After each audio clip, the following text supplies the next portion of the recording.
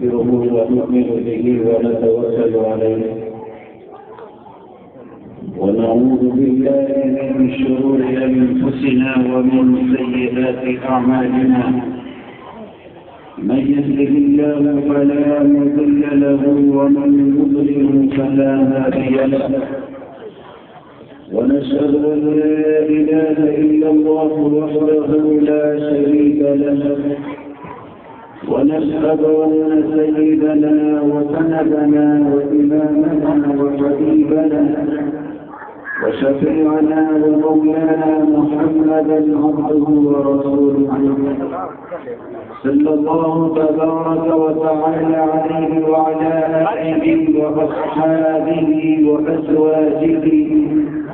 وذرياته وأهل بيته وبارك وسلم تسليما كثيرا كثيرا. أما بعد فأعوذ بالله من الشيطان الرجيم. بسم الله الرحمن الرحيم. يا أيها الإنسان ما غرك بربك الكريم. قال النبي صلى الله عليه وسلم كيف بكم إذا فسد فتيانكم؟ قالوا يا رسول الله إن هذا لقائم أو كما قال عليه الصلاة والسلام. اسی کی محفل سوارتا ہوں، چراغ ہمارے ہے رات اس کی، اسی کے مطلب کہ کہہ رہا ہوں، زبان ہماری ہے یہ بات اس کی ہے، قول محمد قول خدا، فرمان نہ بدلا جائے گا، بدلے کا زمانہ لاکھ مگر قرآن نہ بدلا جائے گا. معزز و محترم بزرگوں کے بھائیوں، ہم سب کے لیے سعادت مندی اور خوشبختی کا مقام ہے کہ رب تعالیٰ کے فضل و کرم اور اس کی مہربانی اور اس کی توفیق سے اللہ تعالیٰ نے ہم سبوں کو دین کی نسبت پر، قرآن کی نسبت پر جہاں جمع ہونے کی توفیق عطا فرمائی ہے. ہم سب کے لیے بہت ہی سعادت کی بات ہے کہ ہمارے درمیان اس علاقے کی مشہور و معروف شخصیت حضرت شاہ صوفی معین الدین صاحب دامت برکاتہ العالیہ تشریف لا چکے ہیں. قبل اس کے کہ حضرت تشریف لائے، جو حضرات ادھر ادھر بیٹھے ہوئے ہیں وہ سامنے آ جائیں.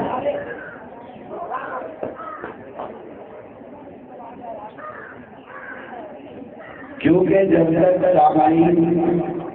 کہنے والے کے سامنے نہیں ہوتے اس وقت وہ اپنی بات کو اچھے طریقے سے پیش نہیں کر سکتا.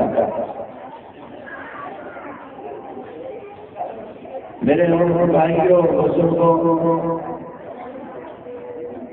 اللہ تعالیٰ کا بہت بڑا احسان اور فضل کرم ہے کہ اس زمین اور آسمان کی سلطنت کے مالک، کائنات کو پیدا کرنے والے بادشاہ نے ہم سبوں کو یہ موقع فراہم کیا ہے کہ ہم قرآن کی نسبت پر جمع ہو جائیں. قرآن کریم کی جو آیت میں نے پڑھی ہے اور حدیث شریف کا جو ٹکڑا میں نے آپ حضرات کے سامنے تلاوت کیا ہے، آج سے تقریباً 1400 سال قبل جس طرح میں ایک گنہگار آپ کے سامنے بیٹھ کر کے بول رہا ہوں، اسی طریقے سے آج سے 1400 سال پہلے ہم سب کے پیارے آقا جناب رسالہ مآب صلی اللہ علیہ وسلم اپنے منبر پر تشریف فرما گئے اور صحابہ کرام رضی اللہ تعالی عنہم اجمعین کا مجمع اور ان کے سامنے بیٹھا ہوا تھا جیسے آپ لوگ بیٹھے ہوئے ہیں. تو اس وقت اللہ کے نبی علیہ السلام نے کہا تھا اے میرے صحابہ ایک زمانہ آئے گا کہ میری امت کے نوجوان بدکردار ہو جائیں گے. صحابہ تڑپ گئے مچلنے لگے اور یہ کہا اے زمین و آسمان کی سلطنت کے مالک اے پوری کائنات کے لیے اللہ تبارک و تعالیٰ کی عظیم نعمت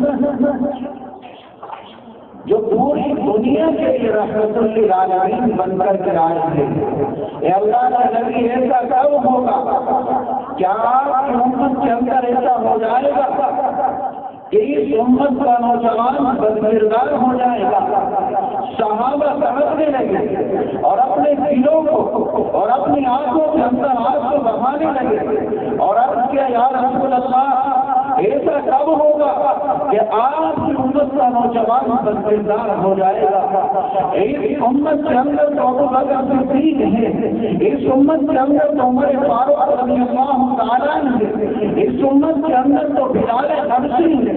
اس امت کے اندر تو حضرت معاذ رضی اللہ تعالیٰ ہے، اس امت کے اندر تو بڑے بڑے صحابہ کرام موجود ہیں. لیکن معلوم یہ نہیں ہے کہ آپ نے اپنی پاک زبان سے یہ کہہ دیا ہے کہ اس امت کا نوجوان بدکردار ہو جائے گا. اے اللہ کے نبی وہ وقت آئے گا کہ قرآن کے پڑھنے والے، قرآن پر ایمان لانے والے، آپ کے رسالت سے اقرار کرنے والے،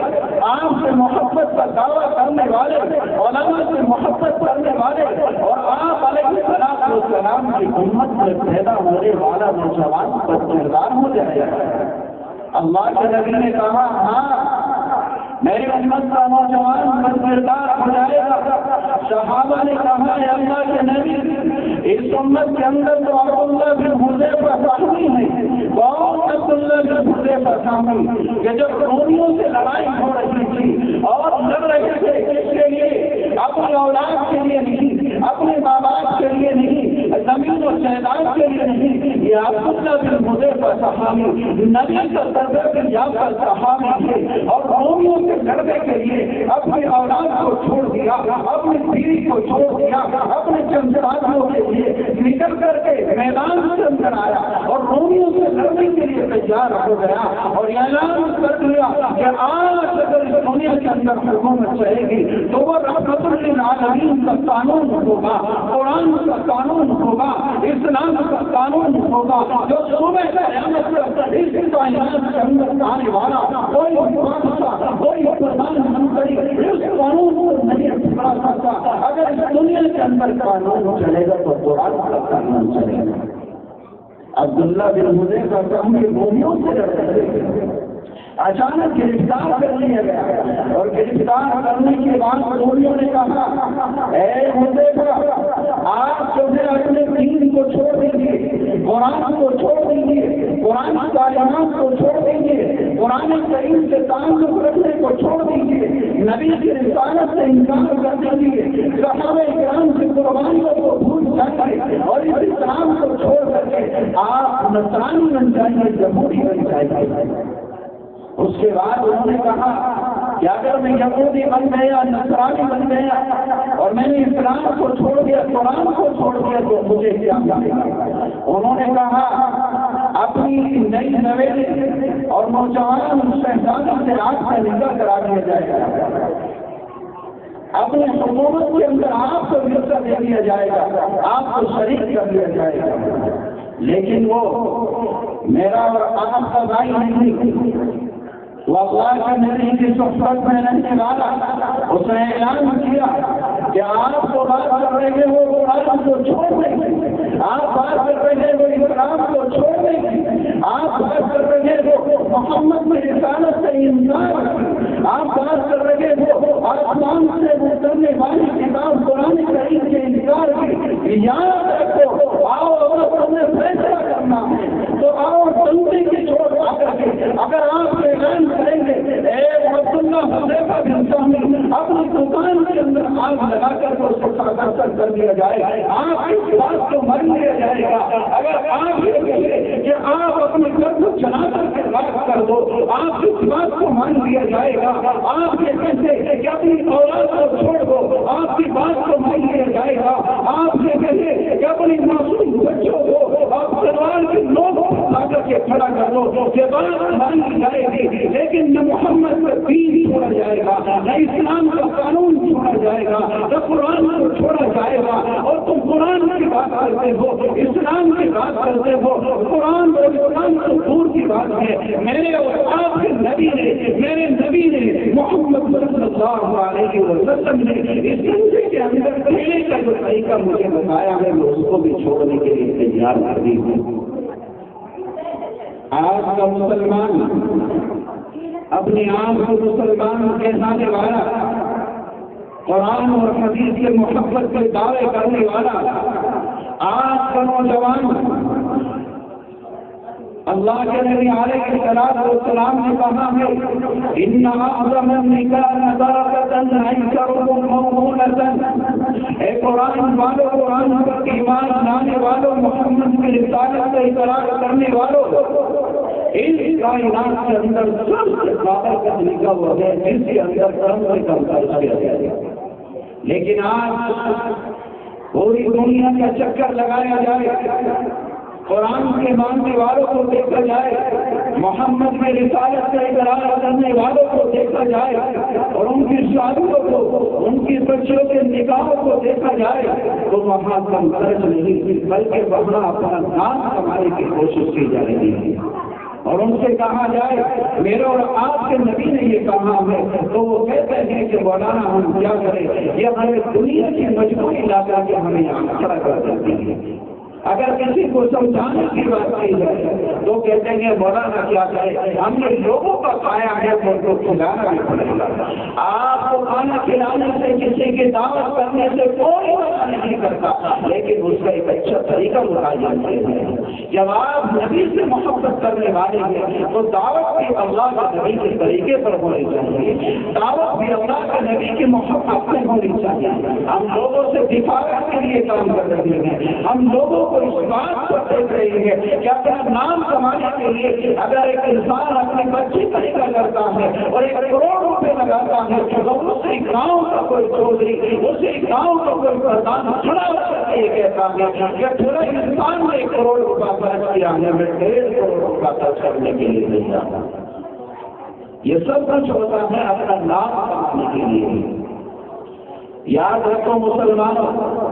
آج جس اولاد کے چکر میں آ کر گئے اور جس اولاد کو آج کو اپنے سینے سے لگانے کے بعد آج مسلمانوں نے بھائی کو بھائی نہ سمجھا، ماں کو ماں نہ سمجھا، باپ کو باپ نہ سمجھا،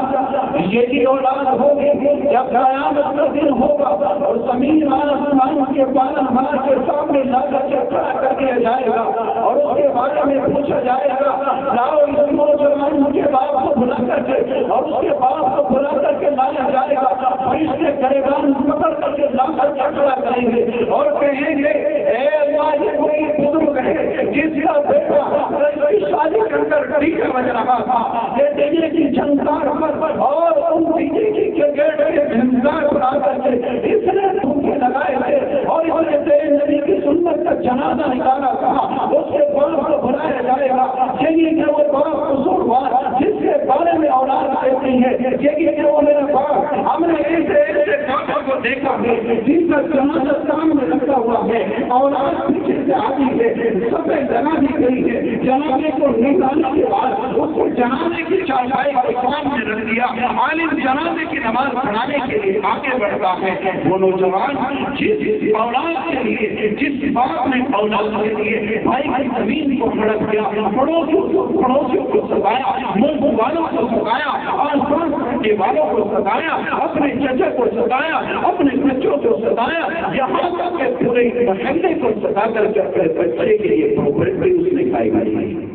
وہ اولاد آگے بڑھ رہی ہے اور عالم سے کہتی ہے کہ مولانا مجھے یہ بتائیے، یہ میرا باپ ہے جو قبر کے اندر لپٹا ہوا ہے، میں اپنے اس باپ کے جنازے کی نماز میں کیا پڑھوں؟ جنازے کی نماز جو صرف فاتحہ تک اسے یاد کرنا، جہاں کھڑے ہو کر کے اولاد میں باپ کے قدم پہ کھڑے ہو کر کے کہنا چاہیے تھا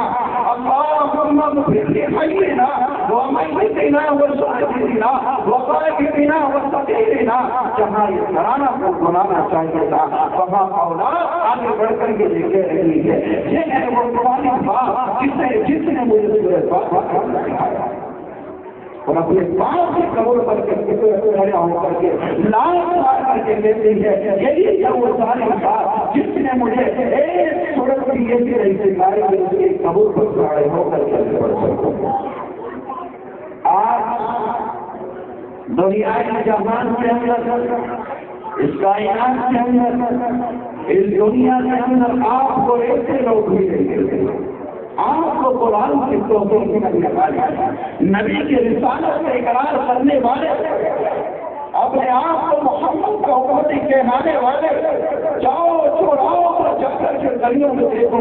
کسی کے گاؤں میں سروے جا کر کے دیکھو، ایک ایک نوجوان محلے کا نبی کی سنت کا جنازہ نکالتے ہوئے نظر آتا ہے۔ کسی حاجی جی سے کہا جائے کہ تیرا بیٹا اپنی شادی میں ڈیجے بجا رہا ہے،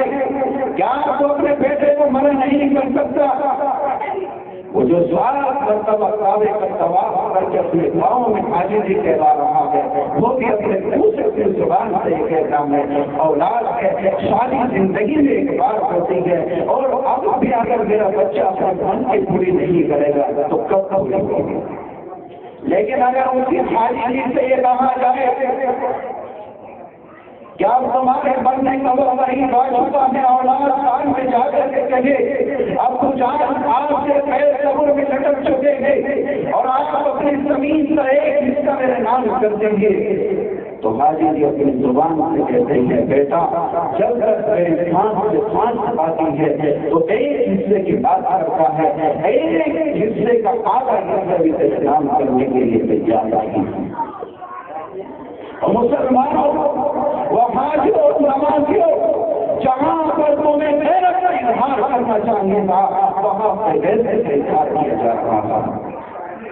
اور وقت تو وقالی کعبے کا 7 مرتبہ چکر لگانے والا اپنی اولاد کو یہ کہتا کہ تو میری اولاد ہے، اگر میرے گھر کے سامنے ڈیجے بجے گا اور میرے سامنے میرے نبی کی سنت کا جنازہ نکالا جائے گا، کیا تو اس گھر میں اس گھر میں میرے وہاں تمہیں کرنا چاہیے۔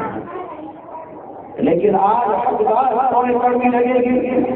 لیکن اس بات کو اپنے سینے کے اندر تمہیں سہنا پڑے گا۔ لیکن میں آج امت مسلمہ کے اس درد کو لے کر کے آپ کے درمیان میں آیا ہوں، اور مسلمانوں تم یہ چاہتے ہو کہ آج یہاں اس اسٹیج پر مدرسہ حسینیہ کے اسٹیج پر آ کر کے آخر میں 75 سال کا بوڑھا آئے گا اور ہاتھ اٹھا کر کے دعا کرے گا کہ مسلمانوں کو ضرور کرنے والے کائنات سے نیز کو نابود ہو جائے۔ ہم یہ دعا نہیں کرتے اس لیے کہ ہم اپنے پیروں پر خدائی مارنے والے خود ہم نے اپنے پیروں کے اوپر خود خدائی ماری ہے۔ دوسروں کے لیے بددعا کرنے سے پہلے ہر ایک مسلمان، ہر ایک بزرگ نوجوان، ہر ایک نوجوان اور بزرگ اور ماں اور بہنیں اور اولاد کو جنم دینے والی عورت اپنے گریبان کے اندر جا کر کے دیکھے جس ماں کا بیٹا صبح 40 کے اندر جا رہا ہوتا ہے، وہ ماں صبح 4 بجے اٹھتی ہے اور اٹھنے کے بعد اپنے بچے کے کپڑوں کے اوپر پریس کرتی ہے۔ کوئی آگا کے محلے کی عورت پوچھتی ہے 4 بجے کے آنکھ کھل گئی ہے، وہ کہتی ہے میرے بیٹے کا پیپر ہے، میرے معصوم بچے کا پیپر ہے، اور اپنے بچے کی انگلی پکڑ کر کے سڑک پر چار دیواری پر اور کنارے پر آ کر کے کھڑی ہوتی ہے۔ جب سے کہیں سے کوئی آگر کے ظالم اس کی عزت پر حملہ کر سکتا ہے، لیکن وہ سڑک کے کنارے پر کھڑی ہوتی ہے اور اسکول اور یونیورسٹی کی مسئلے میں اضافہ کرتی ہے۔ اسی کا بچہ اگر مدرسے کے اندر قرآن پڑھنے کے لیے آئے گا، اسی کا بچہ اگر نبی کی سنت کو سیکھنے کے لیے آئے گا، اسی کا بچہ اگر محمد کی بات سیکھنے کے لیے آئے گا، وہ ماں صبح نہیں اٹھے گی، وہ صبح سورج نکلنے کے بعد اٹھے گی اور اپنے بچے کو بغیر نہلائے اور دھونے کے اندر بھیجے گی اور اپنی زبان سے الفاظ نکالے گی کہ یہ تو قرآن پڑھنے کے لیے جا رہا ہے. ہائے ہم کیسے ظالم ہو رہے ہیں کہ قرآن پڑھنے والے بچے کو نہیں نہلایا جاتا, قرآن پڑھنے والے معصوم بچوں کو نہیں نہلایا جاتا, ان کے سروں پر تیل نہیں لگایا جاتا. اور مسلمانوں اور جگہوں کے اندر رہنے والے مسلمانوں نوجوانوں کر کے سنو, یہ معصوم بچے جو سامنے بیٹھے ہوئے ہیں کل قیامت کا دن ہوگا, انجینئر کو نہیں دیکھا جائے گا, پولیس والے کو نہیں دیکھا جائے گا, اور وہاں پر آدمی کے اندر بھرتی ہونے والے کو نہیں دیکھا جائے گا. بلکہ میرا رب اعلان کرے گا, اے فرشتوں کے نورانی بندوں آؤ اور میرے عرش کے قریب آ جاؤ اور اس میدان میں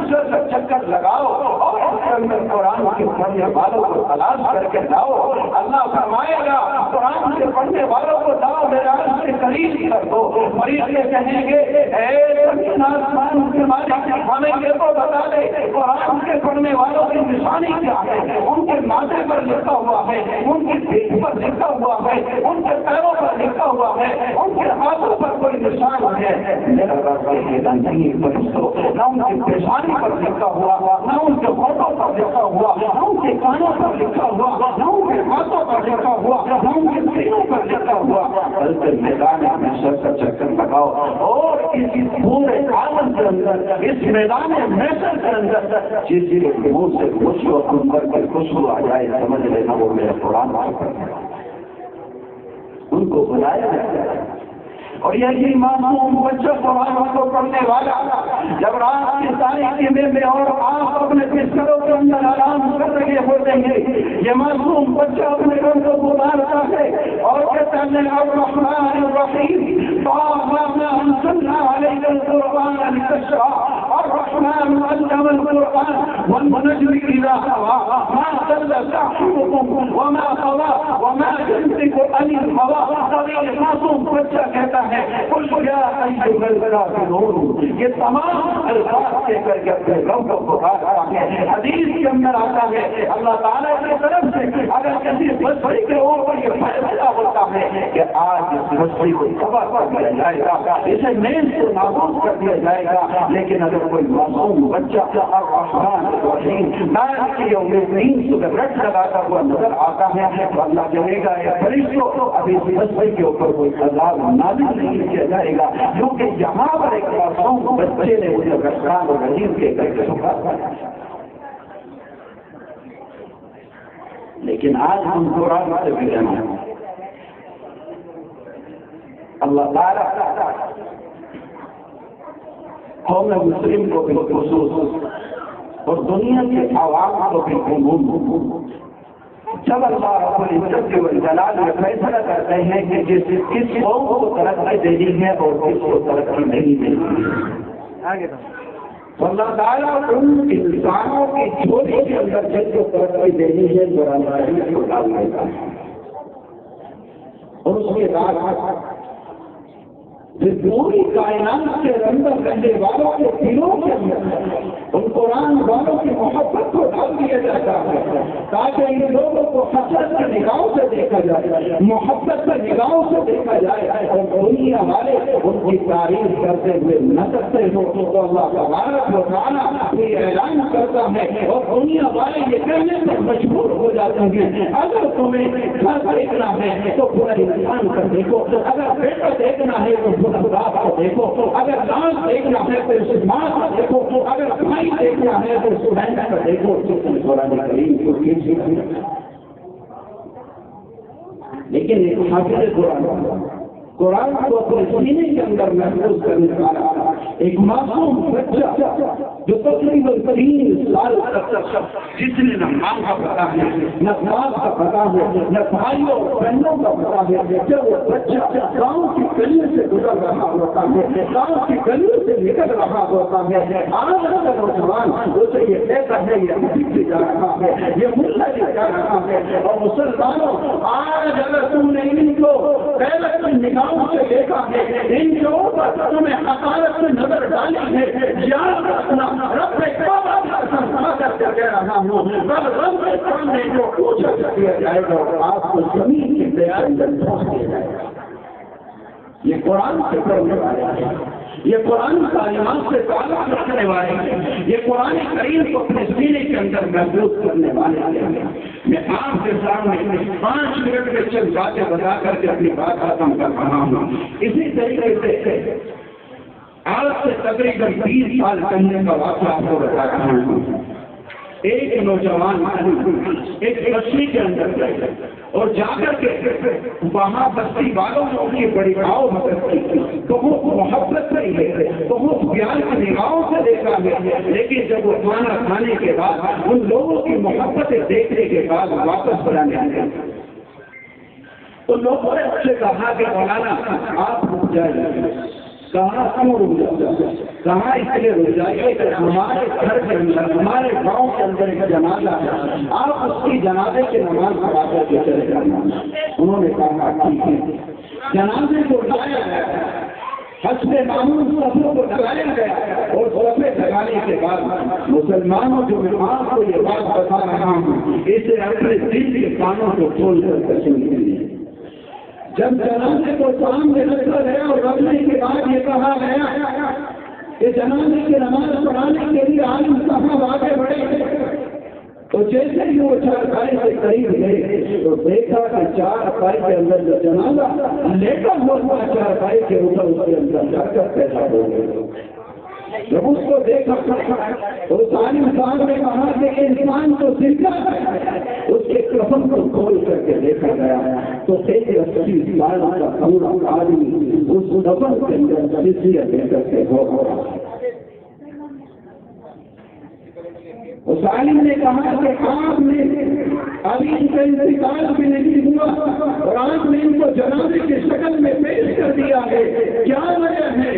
لوگ رونے لگے اور رو کر کے یہ کہا کہ عالم صاحب ہم کیا بتائیں آپ کو، ہماری بستی کے اندر ہمارے گاؤں کے اندر کوئی حافظ قرآن موجود نہیں، کوئی عالم دین موجود نہیں، کوئی قرآن کا قاری موجود نہیں، آج آپ ہماری بستی کے اندر آئے ہوئے ہیں۔ ہم نے چاہا ایک سال سے دیوار کر رہا تھا کہیں ایسا نہ ہو کہ انتقال ہو جائے اور ان کے نماز میں جنازہ بھی نہ پڑھائی جائے اور ان کو ایسے ہی دفن کر دیا جائے، تو چلو ان کے نماز جنازہ پڑھائیں۔ جب یہ دیکھا گیا تو اس عالم نے ان کی قسم کو اتارا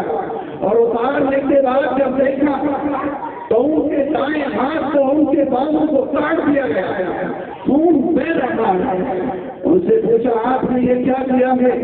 کہا ہم نے اس لیے کیا، ہم نے سنا ہے علامت عالم دین سے کہ قیامت ہوگا اور جب کسی انسان کے لیے اللہ تعالیٰ کی طرف سے یہ فیصلہ ہوگا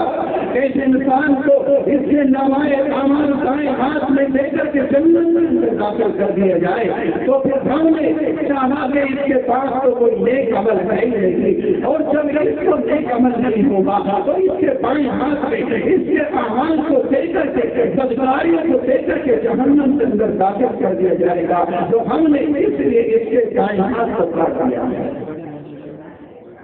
اور مسلمانوں کو اگر یہ قرآن سے پڑھنے والے، قرآن سے تعلق رکھنے والے، قرآن سے محبت کرنے والے، قرآن کا نظم سنانے والے، قرآن کریم کے آغوش میں بچنے والے اگر روئے زمین پر اس کے حصے پر اس کے ایک حصے پر قرآن سے پڑھنے والا موجود نہ رہا، زمین و آسمان کے پالن ہار کی قسم نہ آسمان کے آسمان خاص کو نظر آئے گا، نہ یہ زمین نظر آئے گی، نہ اس پر چلنے والے یہ انسان نظر آئیں گے۔ یہاں تک کہ ہم نے پڑھا ہے کہ جب اس کو قرآن کے پڑھنے والے الرحمن الرحیم کہنے والے الف لام میم اللہ لا الہ الا هو الحی القیوم القرآن والے سنہ کہنے والے الرحمن علم القرآن خلق الانسان علمه البیان کہنے والے اما یتساءلون عن النبی العظیم قرآن والے جب انہیں نظر نہ آئیں گے تو جان کو ختم کر دیا جائے گا، یہاں کے اوپر کوئی نظام آپ کو نظر نہیں آئے۔ ہر جگہ پر چاروں طرف سے مسلمانوں کو ان کے قرآن سے ہٹانے کی کوشش کی جا رہی ہے، مسلمانوں کو ان کے دین سے ہٹانے کی کوشش کی جا رہی ہے، مسلمانوں کو اسلام سے دور کرنے کی کوشش کی جا رہی ہے، اور ایسے پروپیگنڈ میں لانے کے بعد ان کو پیسے کا لالچ دے کر کے، ان کو پیسے کا لالچ دینے کے بعد ان کے سینوں سے ایمان کو نکالنے کی کوشش کی جا رہی ہے، قرآن کی محبت کو نکالنے کی کوشش کی جا رہی ہے، قرآن کو چھوڑنے کی کوشش کی جا رہی ہے، اور مسلمانوں اور ایمان رکھنے والوں، اللہ کی ذات پر نبی کی رسالت سے اقرار کرنے والوں، اللہ تبارک و تعالیٰ کی توحید کا اعلان کرنے والوں، صحابہ کے قربانیوں کو اپنے دلوں کے اندر رکھنے والوں، میری آواز کان کھول کر کے سن لینا، اگر تمہارے دل کے اندر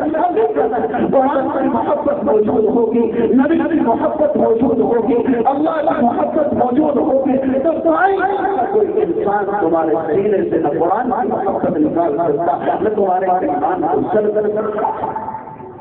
لیکن شرط یہ ہے کہ تم پورے طور پر قرآن کے آغوش میں آ جاؤ، قرآن کریم سے تعلق رکھنے والے بن جاؤ، قرآن کریم کو اپنے سینے کے اندر محفوظ کرنے والے بن جاؤ۔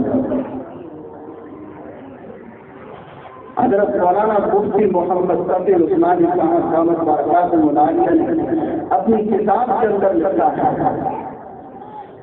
غالباً پاکستان کا واقعہ ہے، ایک مدرسہ ہے، اس مدرسے کے اندر جب بچوں کا صبح ناشتے کا وقت ہوا تو مدرسے سے باہر نکل کر باورچی نے کہا، اور وہ ایک عالم کے بعد جو مدرسے کے ذمہ دار ہیں ان کے پاس آئے اور جا کر کہنے لگے کہ حضرت بچوں کے لیے ناشتے کا انتظام نہیں، دوپہر کے کھانے کے لیے کوئی چیز مطلب کے اندر موجود نہیں ہے۔ اس عالم دین نے کہا مجھے کیوں بتا کرتے ہیں، جاؤ جا کر کے جس کے مہمان ہیں ان سے کہو۔ اس عالم دین نے اس مدرسے کے محتمل نے جن کے ذہن و دماغ کے اندر، جن کے جسم کے ایک ایک حصے کے اندر اللہ کے ذکر کی اور اللہ تبارک و تعالیٰ کی محبت چلی ہوئی تھی، انہوں نے اپنے طالب علموں کی چوٹیوں کو اٹھائے اور اٹھانے کے بعد رات کی تاریکی میں مسجد کے اندر گئے اور جا کر کے اللہ تبارک و تعالیٰ کو پکارا اور زمین اور آسمان کے پالنہار کو کہا، اے اللہ، اے پوری کائنات کو پیدا کرنے والے، اے آسمان کو سورج کو جگمگانے والے، اے چاند کو روشنی دینے والے، اے ستاروں کو جگمگانے والے، اگر مہمان میرے تھے تو پھوکے مار دیجیے، اگر مہمان میرے رسول کے میں تو ان کے لیے ناشتہ کا انتظام کر دیجیے۔ جب رات کی تاریکی میں چاروں طرف سے جب رات کی تاریکی چھائی ہوئی تھی، کوئی روشنی نظر نہیں آ رہی تھی، اور اس نے مسجد کے چار دیواری میں جانے کے بعد اللہ کو سچے دل سے پکارا، اس وقت جب انہوں نے یہ الفاظ کہے تو آسمان سے بڑی بڑی ان الفاظوں کو سنا، اللہ تعالیٰ کے عرش پر جایا تو دور اور مدرسے کا دروازہ لگتا، اور اس کے بعد باہر نکل کر کے باورچی نے دیکھا کہ ایک انسان پورا سامان لے کر کے حاضر ہوا، اور اس نے اپنی جیب سے 1 لاکھ روپے نکال کر کے کہا کہ لو، 1 لاکھ روپے میں ان کو اللہ کے رسول کے مہمانوں کا ناشتہ کرایا گیا۔ آج گاؤں کے اندر جگہ جگہ پر جہاں کسی جلسوں میں جانا ہوتا ہے، گاؤں کا چودھری ہو یا پردھان ہو یا گاؤں کا ذمہ دار ہو یا اپنے خاندان کا بڑا ہو، 100 روپے 1000 روپے مدرسے کے نام پر لکھوانے والا پورے محلے کے اندر کے بعد کمرے کے چھوٹ کہتا ہے کہ میرے مدرسے کے اندر 1000 روپے دیے، مدرسے کے اندر 1000 روپے دینا یا 5 روپے سے حصہ لینا، آپ 1 لاکھ روپے دیں، 1 کروڑ روپے لا کر کے مدرسے کے محتمین کے پاس لے کر کے آئے، لیکن اگر اس کے اندر ریاکاری ہوگی، دکھاوا ہوگا تو آپ کے وہ پیسے آپ کو مبارک ایک لمحے کے لیے اللہ کے یہاں مقبول نہیں ہے، لیکن 1 روپیہ لے کر کے آئے اپنے گھر کی چمڑا دیوار سے نکلے، چوکٹ سے نکلنے کے بعد شکوں کا کوئی نوجوان یا شکوں کا کوئی بزرگ آتا کہ مدرسہ حسینیہ میں 1 روپیہ سچے دل سے دے تو رب کعبہ کا کہوری طور پر اللہ تعالیٰ کے یہاں اعلان ہوگا کہ اس کو اس کے 1 روپے کا انتظار کر کے آپ رب لے جائے۔ لیکن ہمارے احکام میں دیا، ہمارے احکام میں دکھاوا، ہم شادی کیا کرتے ہیں اس کے اندر دکھاوا۔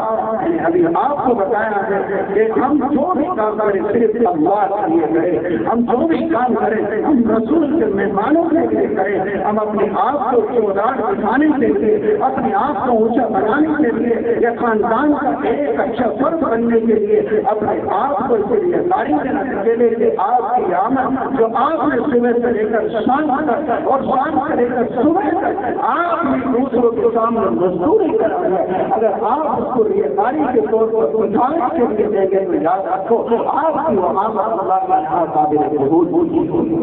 اس لیے ہم ایک ایک قدم اٹھائے، اپنی زندگی کے ایک ایک سیکنڈ کو، ایک ایک منٹ کو، اپنے قدموں کو اٹھائیں، اپنی نگاہوں کو دوڑائیں تو یاد رکھے اچھے طریقے سے